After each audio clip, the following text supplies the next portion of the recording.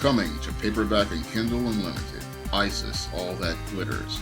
The goddess next door takes on a bikini-clad bank robber in this action-packed, all-new Isis series adventure. Get Isis, All That Glitters in paperback and Kindle Unlimited this March. Recently, a federal judge ruled that a male-only draft was unconstitutional. And the reason why the judge ruled that the male-only draft was unconstitutional was due to the fact that we now have women in combat roles, and the Pentagon ruled that women could enter combat roles as far back as 2015. And the whole idea of a male-only draft these days is an obsolete concept, because when we had the draft back in the day before the Vietnam War, it was designed on an era where only men fought in combat situations. However, these days we have women fighting right alongside the men thanks to feminists and their push for equality, so the draft should also be considered equal as well, as I see it. So when it comes down to drafting women, that's something that should be done if we decide to keep the selective service intact, because the whole concept of selective service, as I see it, really is an archaic concept, because the whole idea of drafting individuals from the street and having them do military service, that's a whole archaic concept when you consider that the way we have combat these days has completely changed. Because the reason why we had the drafts back in the old days is because they needed to throw a lot of bodies at the enemy.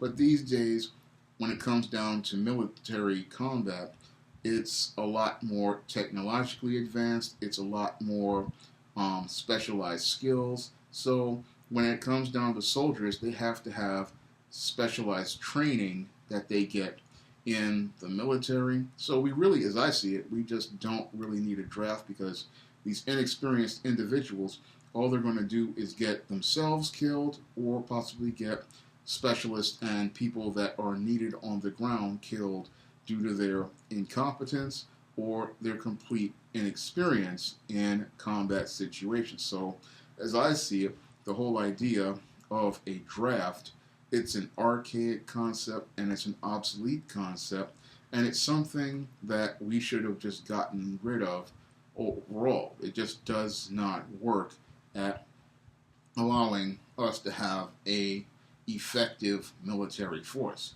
As I see it, the best thing we've ever had was the all-volunteer army, because with a volunteer army, you are getting individuals who are coming into the military and they are receiving specialized training. And because they have specialized training, they can effectively do their roles in combat situations, and they can work effectively with other members of their military unit. So as I see it, when it comes down to this whole draft thing, I would just like to see the whole draft thing just go the way of archaic concepts, like your Jim Crow, because it's an obsolete concept that does not really help with the effectiveness of the military. Having large numbers of men coming out of their personal walks of life into the military, it does not help America win wars. We don't win wars like that anymore. We don't fight wars like that anymore. When it comes down to our military, we fight with specialized soldiers who have specialized training, and those units go into combat situations and they fight using their specialized skills to take over conquests of war situations. They handle business because they're trained to do that.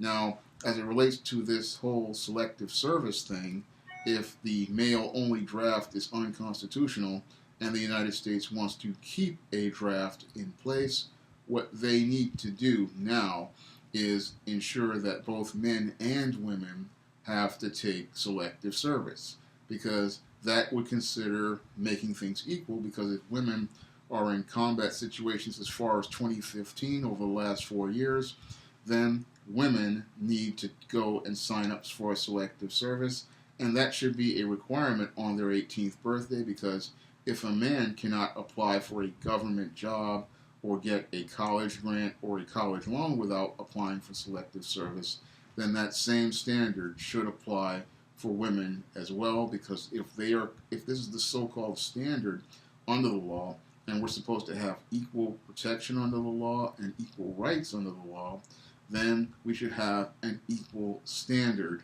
under the law. So the federal judge ruling that a male-only draft is unconstitutional, that was the right decision to make, because we no longer need a male-only draft. That is just gender discrimination as I see it, and it's an archaic law meant for another time, just like divorce laws.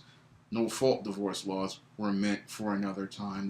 Those were actually meant to correct issues as related to women from another era, but they're still in place, but they need to be reformed as well.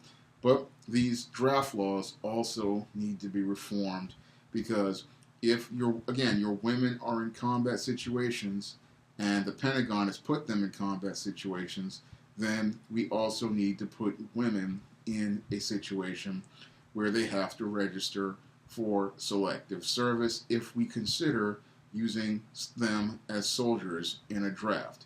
However, as I see it, we should not be even thinking about using soldiers from a draft, because in today's modern United States military, having these poorly trained and poorly qualified individuals come into the military, they're just not going to be able to function as effectively as a well-trained military unit of volunteer soldiers. A well-trained unit of volunteer soldiers, they have the drive to go out here and complete missions, they have the passion to complete missions, and they're going to approach their combat duties with more effectiveness, because this is their career and this is what they are motivated to do.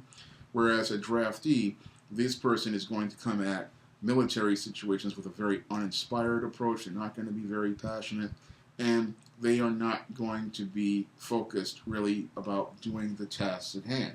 In the days of World War II, in the days of World War I, and the days these kind of soldiers were needed because, again, the government needed to throw lots of bodies at an enemy like the Axis powers and like the Germans in World War I.